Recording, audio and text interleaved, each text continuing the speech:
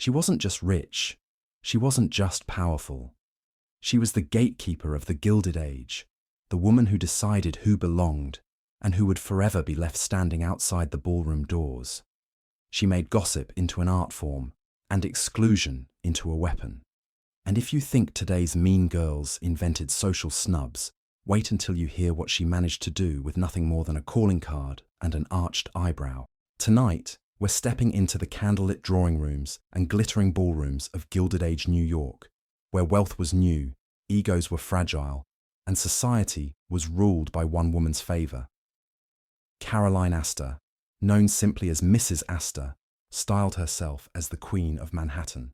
She was the original influencer, deciding which names made the guest list and which names didn't. With the help of her loyal sidekick, Ward McAllister, she created a list of New York's 400, the supposedly only people in the city who truly mattered. And if you weren't on that list, well, then you might as well have been invisible. But behind the diamonds and the snubs, Lena was also deeply insecure, her marriage unhappy, her position fragile, her rivals relentless. Her story is part glamour, part pettiness, and entirely Gilded Age. So settle in, let your mind drift to a world of chandeliers and whispered gossip, and prepare to meet the woman who turned New York high society into her personal stage. The Gilded Age's original mean girl. Caroline Webster Schermerhorn, Lena to her family, entered the world in 1830, long before the Gilded Age had its chandeliers polished and its opera boxes assigned. She was born into an old Dutch New York family, the kind that liked to remind everyone they'd been there since the 1600s, as if planting tulips and keeping tidy ledgers in New Amsterdam automatically made you superior to anyone who had the misfortune of arriving later. In truth, the Schermerhorns were comfortable rather than dazzling. Not the richest family in Manhattan, but steady, established, and above all, respectable. And for Lena, that was the foundation on which everything else would be built. Respectability, reputation, the careful curation of who belonged and who decidedly did not. Long before she was the Empress of the 400, Lena grew up in a household that valued restraint, proper manners, and just enough wealth to cushion life's unpleasant surprises. If the Vanderbilts were later accused of being too showy, the Schermerhorns were the opposite, low-key to the point of blending into their own wallpaper. But Lena herself was not content to blend. From childhood, she had the bearing of someone destined to preside rather than participate. Teachers noted her dignity, her insistence on being treated seriously. Other girls might giggle or swoon. Lena observed, catalogued, and remembered. She learned early that power often came not from shouting the loudest, but from withholding. The smile not given, the invitation not extended. Her education, like that of many well-born girls of the period, was designed to polish rather than challenge. French phrases slipped into her conversation. Piano lessons filled her afternoons, and embroidery occupied her quieter hours. Summers were spent in Newport, winters in Manhattan, with the occasional European trip for added refinement. She was not particularly beautiful, though portraits flatter her with soft features and steady eyes. What she lacked in stunning looks, she more than compensated with presence. People noticed Lena when she entered a room, not because she sparkled, but because she radiated command. The way some women do when they've decided the world will orbit them, whether the world agrees or not. Her family circle was a microcosm of what New York society would soon become. Old Dutch names clinging to their sense of superiority, while new fortunes multiplied just beyond the parlor doors. The Industrial Revolution was spitting out millionaires with alarming speed, and the Schermerhorns viewed these parvenus with suspicion. Lena absorbed it all. The dinner table conversations dripping with disdain for upstarts, the smugness of tracing your family tree to the colonial governors, the conviction that wealth alone was vulgar, if not accompanied by the right ancestry. It was, in retrospect, the perfect training ground for a girl who would grow into the ultimate gatekeeper. Every lesson of her childhood prepared her to be New York's social judge, jury, and executioner. By the time Lena made her debut, She had already internalized the hierarchy of society with a precision that would have made an accountant blush. She knew which families were in, the Livingstons, the Beekmans, the Stuyvesants, and which families had too much money and not enough history. And she knew, instinctively, how to hold herself above the fray. When other young women gushed or flattered, Lena remained composed, slightly aloof. It was a pose that suggested without words that her attention was worth earning, and that not everyone would succeed. That quiet hauteur caught the eye of William Backhouse Astor Jr., a man whose name carried enormous weight. The Astors were America's wealthiest family, their fortune built on fur trading, real estate, and the shrewd investments of John Jacob Astor. By the time William Jr. came of age, the Astor millions were already legendary, their Fifth Avenue mansions symbols of old money security. For Lena, the match was not just suitable, it was destiny. The union of Schermerhorn respectability and Astor fortune was a merger of pedigree and power, as carefully orchestrated as any corporate deal. At just 23, Lena became Mrs. Astor, stepping onto the grandest stage New York could offer. But here is where the story twists, and where the seeds of Lena's mean girl reputation truly began to sprout. Because William, for all his wealth, was not the dashing prince Lena might have hoped for. He was mild-mannered, inclined toward quiet pursuits, and uninterested in the performative theatrics of society. Worse, he was unfaithful. William conducted affairs with a carelessness that humiliated Lena, forcing her to confront the reality that money and title did not guarantee devotion. For a woman as proud as Lena, this was intolerable. Yet she could not confront him directly. Divorce was unthinkable, and scandal would have destroyed her carefully built identity. Instead, she found another outlet: society itself. If her marriage did not crown her as queen, she would claim the throne of New York by sheer will. It was here that Lena transformed. She began to cultivate a circle of allies, to craft an image of herself as the arbiter of taste. She hosted dinners where the guest list was more important than the food. She mastered the art of the social snub, wielding silence like a dagger. If William's affections wandered, Lena's power expanded, filling the void he left with a new kind of influence, one measured not in private tenderness, but in public control. And gossip, that ever-present fuel of society, became her chosen weapon. With a raised eyebrow or a murmured remark, she could elevate or destroy. She didn't need to shout or scheme openly. She simply decided who mattered and who didn't. And in a world obsessed with belonging, that was more devastating than any scandal. By the 1860s, Lena was no longer just William Astor's wife.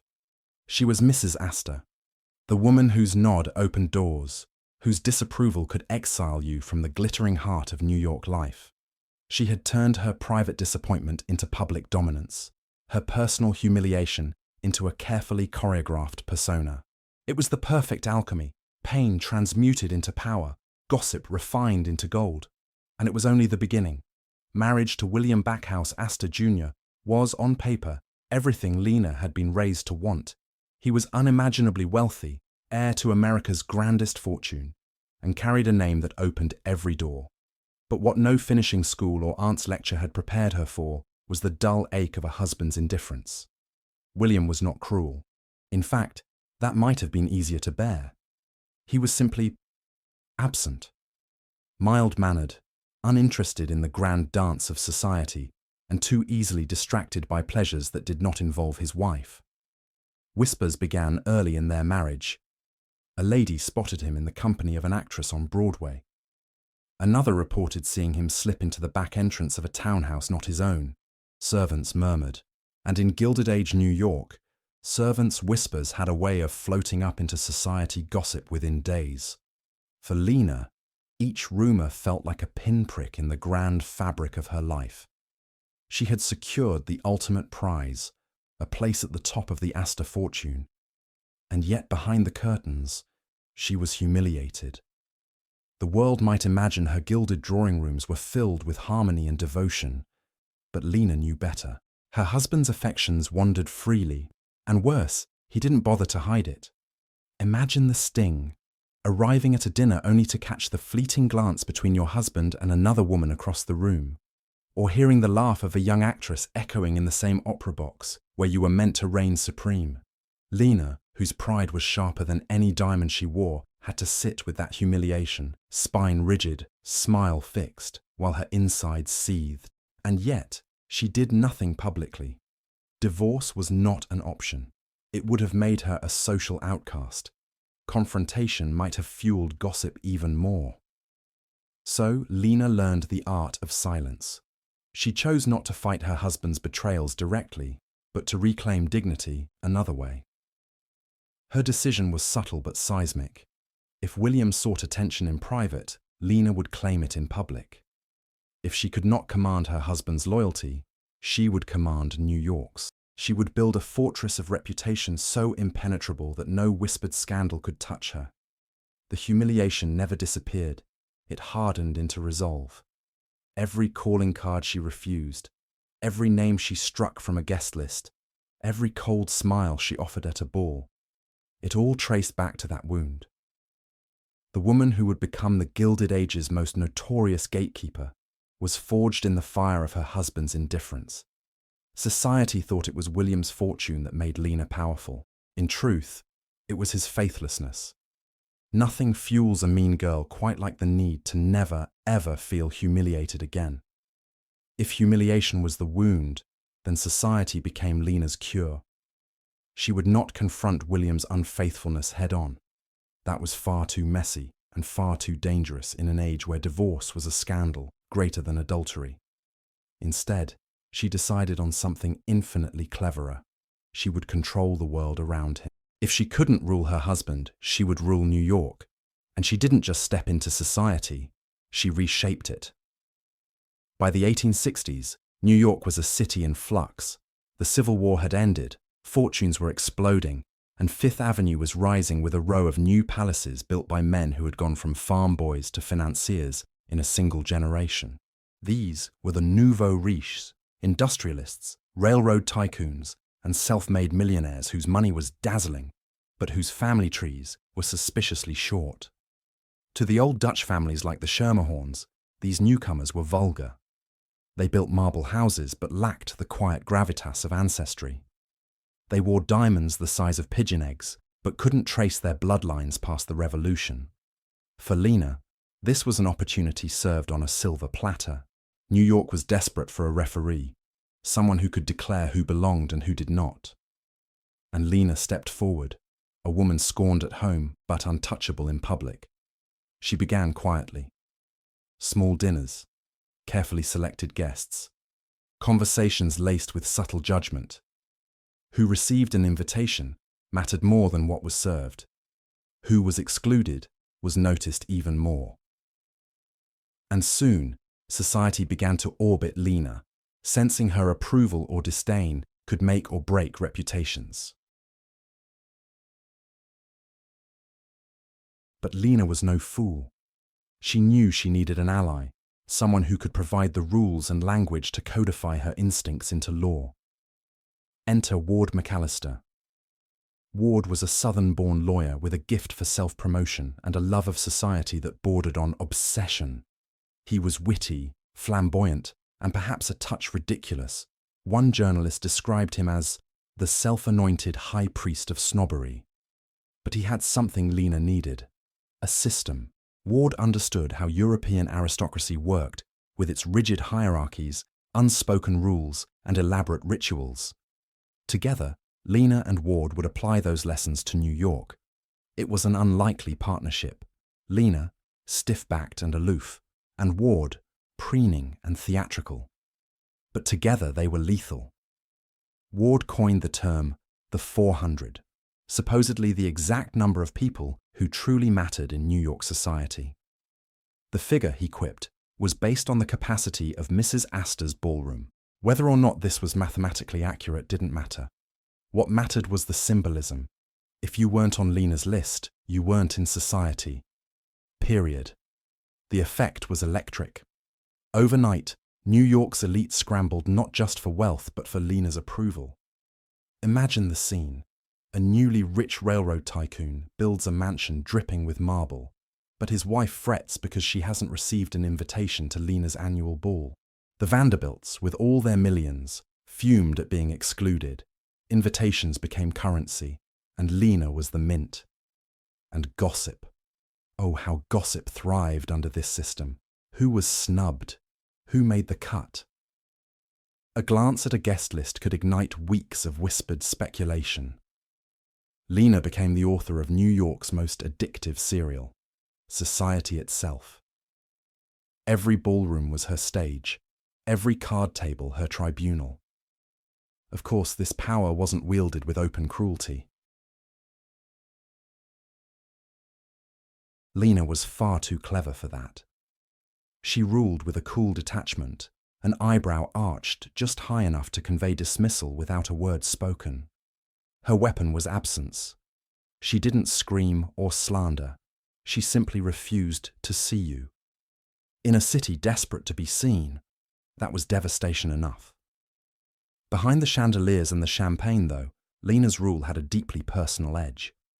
Every exclusion was, in some sense, a balm for her own humiliation. Every woman denied entry to her drawing room was, in Lena's mind, one less rival smirking over William's affairs. If she could not control her husband's loyalty, she could at least control who shared her air. And Ward McAllister was her perfect enabler. He adored the drama of it all, the rituals, the rules, the grand pronouncements. He once declared that a dinner party is a work of art, a sentiment Lena wholeheartedly embraced. Together, they created a society that was equal parts opera and chess match. Every detail mattered, every seating arrangement carried meaning, every bouquet sent or not sent was a strategic move. Of course, not everyone adored Lena's reign. The excluded families simmered with resentment. The Vanderbilts, in particular, represented the greatest challenge. They had more money than anyone, but Lena dismissed them as upstarts. Too new, too flashy, too eager. For years, she refused to acknowledge them, a snub that became legendary. But Lena thrived on such rivalries. What is a queen without a challenger? What is a mean girl without someone desperate to sit at her table? It was gossip turned into governance, and Lena wielded it like an empress. Imagine being a young society bride in 1870s New York, your family flush with railroad money, but your name untested. You spend weeks wondering if a cream-colored envelope from Mrs. Astor will arrive. If it does, your family ascends. If it doesn't, your marble mansion remains a gilded cage. That was Lena's genius. She transformed something as ordinary as a party invitation into a tool of social domination. And the irony, of course, is delicious. Lena, humiliated in private by her husband's wandering eye, became the public face of power, so absolute that even the richest men in America quailed at her disapproval. She couldn't stop William from slipping into townhouses on Broadway, but she could stop Alva Vanderbilt from stepping into her ballroom. And in New York, that was practically the same thing. By the 1880s, Lena Astor was no longer just a hostess. She was an institution. Her drawing room on Fifth Avenue was the parliament of society, her word law. Ward McAllister preened and pontificated, but everyone knew who held the true scepter. Lena's humiliation had been transfigured into supremacy, and as with every mean girl story, her power came with whispers. Some admired her elegance, others despised her snobbery, but no one ignored her. She had made herself the conversation, and in an age obsessed with gossip, that was the ultimate victory. If Lena Astor was the queen of New York society, then the Vanderbilts were the dragons hammering at her castle gates. They had money, oceans of it. And in the Gilded Age, money bought just about everything. Everything, that is, except Lena's approval. The Vanderbilts were new money, the kind Lena found particularly offensive.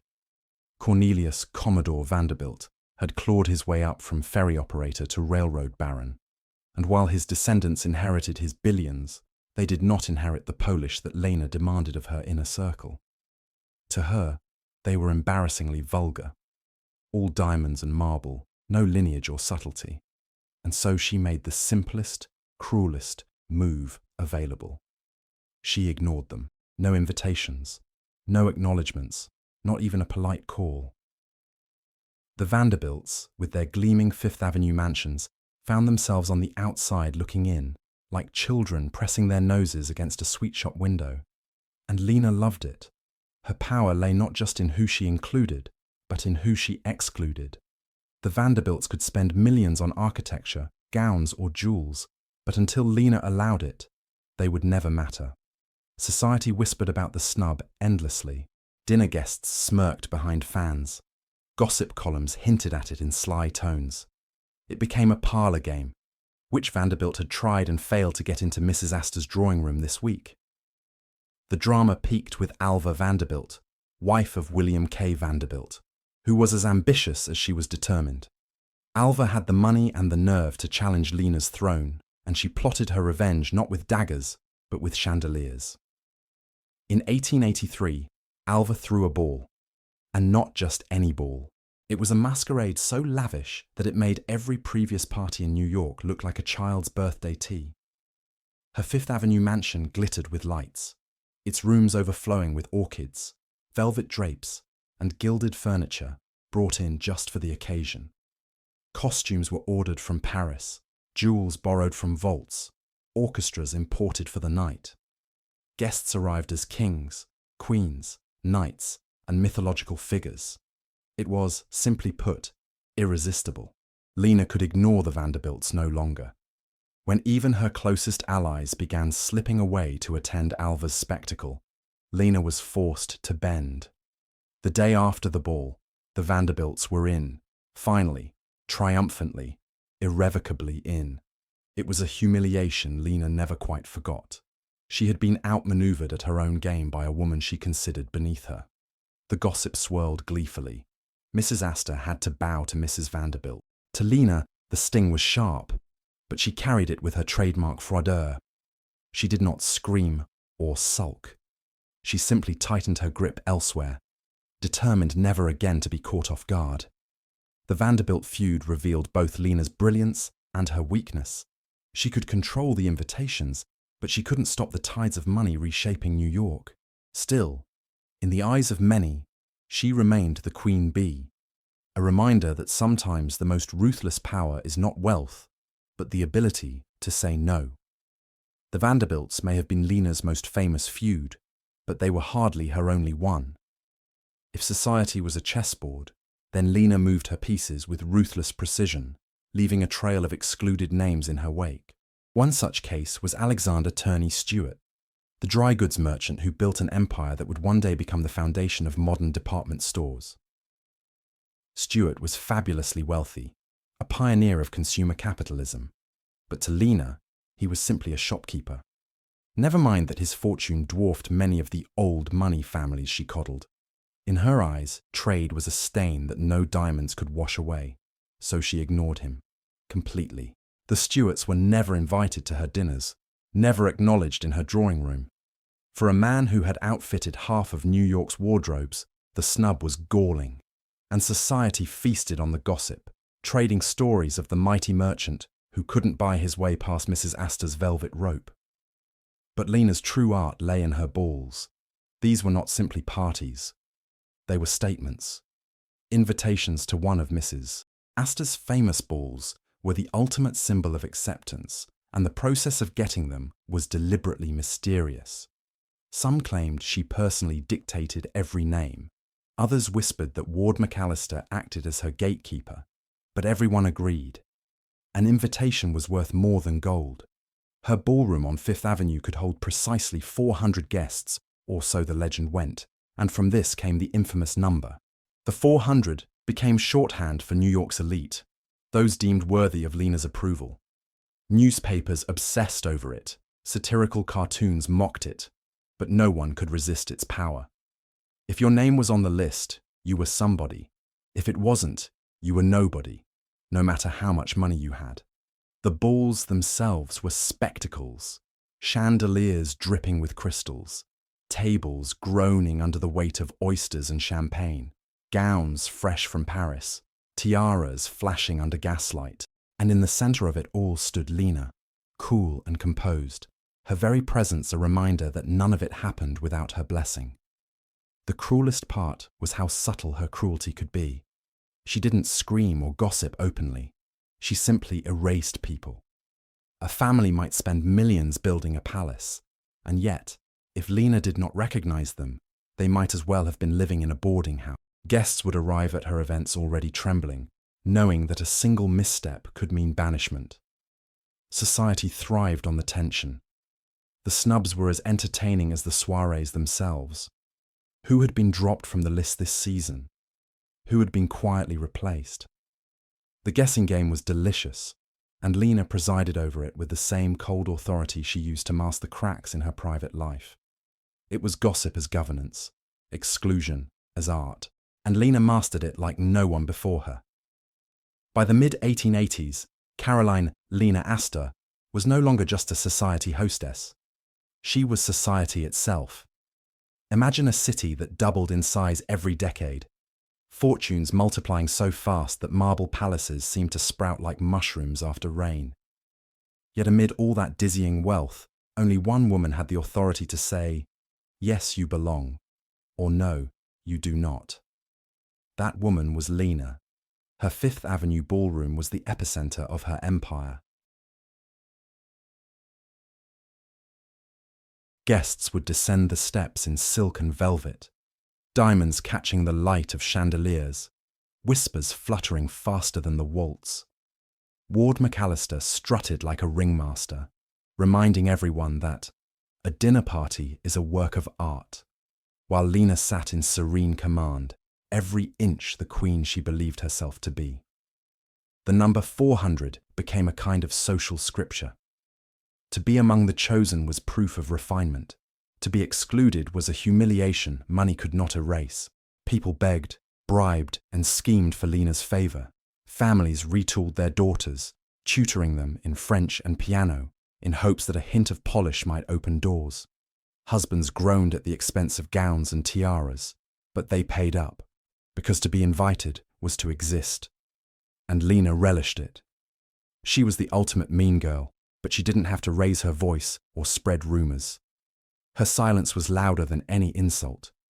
The absence of an invitation spoke volumes. The failure to acknowledge a name at dinner was a death sentence.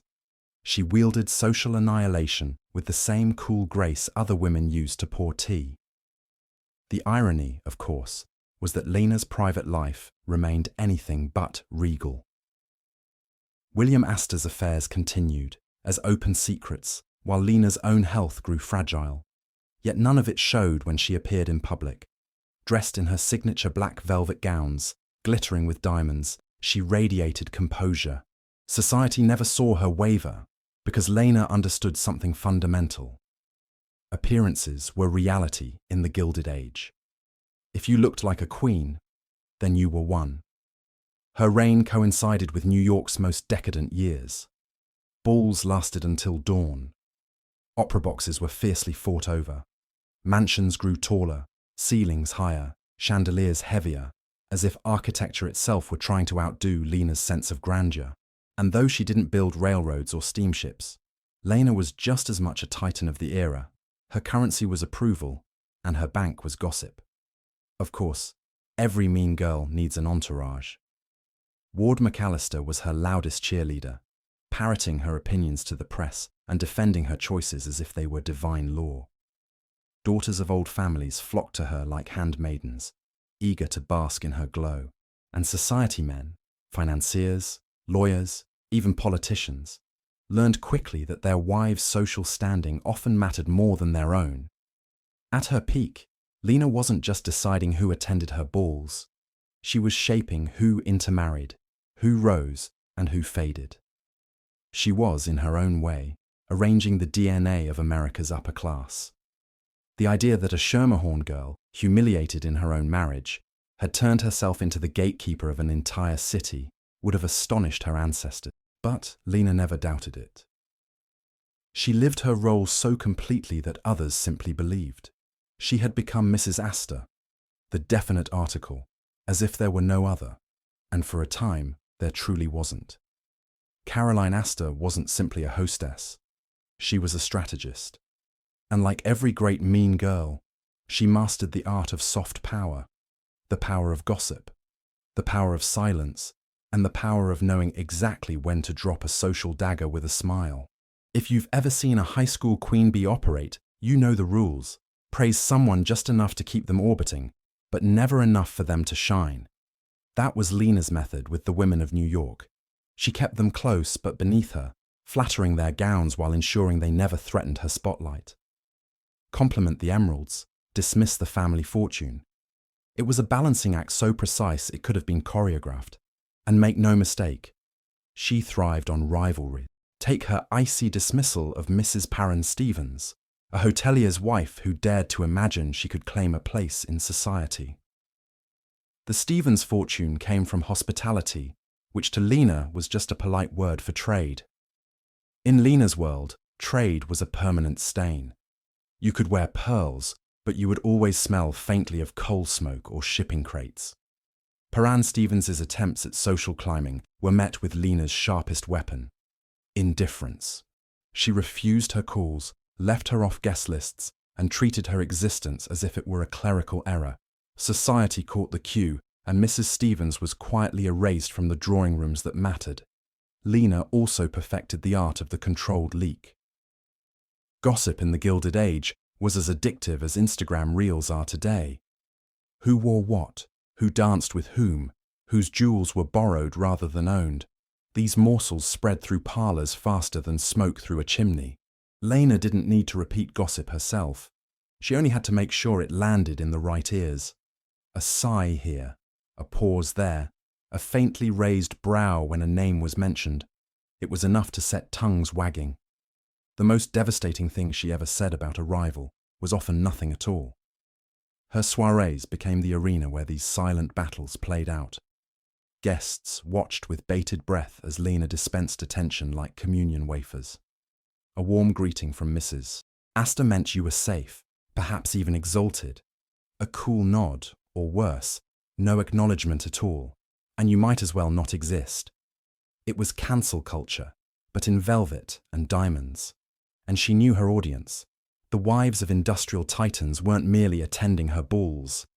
They were auditioning. Every gown was chosen with her in mind, every curtsy practiced for her approval. Lena made people work for her favor, then withheld just enough to keep them hungry. If this sounds like reality TV, it should. Think of Lena as a one-woman casting director for New York's Real Housewives. She picked who had screen time and who got edited out, who was invited back for the next season, and who mysteriously vanished without explanation. Only instead of confessionals, there were gossip columns. And instead of Bravo, the platform was the New York Times society pages. Her alliance with Ward McAllister made her even more formidable. Ward adored drama, and he was Lena's megaphone. He turned her unspoken rules into pronouncements, feeding the press tidbits about the 400 and how society worked. He gave structure to Lena's instincts, making her cruelty look like policy. Together, they built a machine that could elevate or destroy reputations in weeks. The true cruelty of Lena's reign was how she made belonging feel like survival. To be excluded from her circle wasn't just embarrassing. It could doom marriages, delay fortunes, and derail family ambitions. Daughters needed invitations to catch eligible husbands. Wives needed appearances to prove their husband's money was respectable. Lena knew it, and she wielded it. In her hands, a ball wasn't just a party, it was a battlefield. And like all mean girls, Lena played favorites. She had her pets, women she promoted and defended, usually those who flattered her without ever challenging her. They were the Cady Herons to her Regina George, elevated just enough to bask in her glow, but always reminded that they owed their shine to Lena's benevolence. It was as intoxicating as it was suffocating. Yet what made Lena so fascinating was her subtlety. She rarely erupted in public or started open feuds. She didn't need to. Her genius lay in making cruelty look like elegance.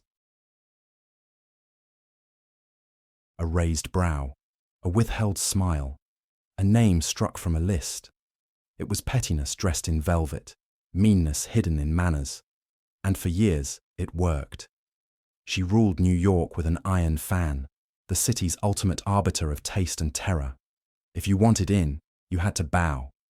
If you crossed her, you vanished. Gossip was her court, and exclusion her crown. Every mean girl eventually discovers the same cruel truth. The whispers that once crowned you can just as easily dethrone you. And for Caroline Astor, the queen bee of the Gilded Age, that lesson came slowly, then all at once. By the 1890s, the cracks in her empire were showing. She still presided over balls, still draped herself in black velvet and diamonds, still arched that infamous brow. But the city around her had changed. New York was no longer the intimate circle of old Dutch families and carefully cultivated exclusivity. It was a roaring machine of money and ambition, spitting out fortunes faster than she could update her guest list. And Lena was dated. Her insistence on lineage over cash felt quaint in an era where steel magnates, railroad kings and oil barons could build palaces that made her mansion look like a modest brownstone. She clung to her rituals, but society was hungry for spectacle. Alva Vanderbilt and her ilk weren't content with dignified dinners. They threw masquerades with entire rooms turned into Venetian canals. Next to that, Lena's stiff soirees felt like last season's gown. Then came the betrayal from within her own family. Her nephew, William Waldorf Astor, decided his fortune could be put to better use than propping up old reputations. He tore down his family's brownstone and erected the Grand Waldorf Hotel right next door to Lena's home. It wasn't just a building. It was a declaration of war. The Waldorf's vast public spaces glittered with marble and crystal, open to anyone with enough money for a room key. The message was clear. Exclusivity was out. Accessibility, bought by cash, was in. For Lena, this was the ultimate humiliation. Imagine spending decades curating the most exclusive guest list in the world, only to have a younger relative turn your very street into a public playground. Guests began whispering that the hotel's grand balls outshone Lena's. Newspapers mocked the feud between the Waldorf and the Mrs. Astor. To add insult, when her own son built the adjoining Astoria Hotel, the combined structure was christened the Waldorf Astoria, effectively overshadowing Lena's personal brand, with a family squabble turned real estate empire. And then there was Ward McAllister, Lena's loyal sidekick, her hype man, her society's Gretchen Wieners. Ward had always loved the sound of his own voice, but in the 1890s he began talking a little too freely. He gave interviews, boasted about his role in creating the 400, and spilled secrets better left unsaid. The press, ever eager to prick pomposity, turned him into a figure of ridicule. Cartoons mocked him, columns skewered his pretensions. And when Ward fell, Lena's aura fell with him. Society thrives on gossip, but gossip is fickle. For years, Lena had been the one pulling the strings. Now she was the subject of whispers herself. Was Mrs. Astor losing her touch? Had the queen bee been dethroned? The very currency she had minted turned against her, and there was no silencing it. And perhaps this was the true price of being a mean girl. The very tactics that had made Lena powerful, exclusion, gossip, indifference, left her with no friends when her star dimmed. Those who had once begged for her approval now drifted toward fresher figures. Alva Vanderbilt, Mamie Fish, younger, bolder hostesses with newer tricks and shinier mansions. Lena, once the arbiter of taste, found herself struggling to keep up, her relevance slipping through her gloved fingers. The irony is almost too delicious. Lena had spent decades humiliating others with her silence. Now, society has repaid her in kind. Invitations went elsewhere. Gossip columns praised newer names. Younger women barely curtsied in her presence. For a woman who lived on visibility, invisibility was the sharpest dagger. Her health began to decline, and whispers of dementia followed. The woman who had ruled New York with a raised eyebrow now struggled to remember names. The same society pages that once trembled at her disapproval began writing about her with a tone of pity, and pity for Lena was worse than scandal. The final act came in 1908, when she died quietly, her reign long over. The Gilded Age itself was fading, the old palaces giving way to modern towers, the old names overshadowed by even bigger fortunes. But gossip has a long memory. The obituaries remembered her not for kindness or generosity, but for control, for exclusivity, for being the woman who decided who mattered. And maybe that was justice. In life, she had been the mean girl who used gossip to build an empire. In death, gossip defined her legacy. She wasn't remembered as a wife, a mother, or even a hostess. She was remembered as the queen bee, who ruled with a guest list and lost it all to time, change, and her own hubris. In a way, her story is timeless. The Kardashians, the Real Housewives, the influencers who reign over our feeds, they all live by the same rule Lena mastered. Visibility equals power. But like Lena, they all face the same risk. One day, the audience moves on. Another day, the followers leave. One day, the crown slips. For Caroline Astor, that day came when her hotelier nephew, her gossipy sidekick, and her younger rivals made her irrelevant. She had spent a lifetime controlling the spotlight, only to discover it would eventually shine elsewhere. And so the Gilded Age's original mean girl paid the oldest price of all. She became yesterday's gossip. And so ends the reign of Caroline Astor, the Gilded Age's original mean girl. For decades, she controlled New York with nothing more than a velvet gown, a diamond tiara, and a carefully chosen guest list. She turned gossip into power, exclusion into art, and left a trail of humiliated rivals in her wake. But like every queen bee, her rule couldn't last forever. The very world she tried to freeze in place moved on without her. Younger hostesses stole her thunder. Hotels rose where her brownstone once cast its shadow, and the gossip she had once orchestrated became the very thing that unraveled her. Perhaps that's the lesson in Lena's story. Influence, whether in gaslit ballrooms or on glowing phone screens, is never permanent. Today's invitation is tomorrow's snub. Today's headline is tomorrow's afterthought. And the applause, no matter how loud, always fades in the end. Still, as you drift off tonight, imagine her world one last time. Chandeliers blazing, gowns sweeping across parquet floors, and Caroline Astor at the center, arching her brow with a power that felt eternal, even if it wasn't. Good night. Sleep well. And remember, history's mean girls are always the most unforgettable ones. Script written by Clara Finch, because good stories always deserve a soul.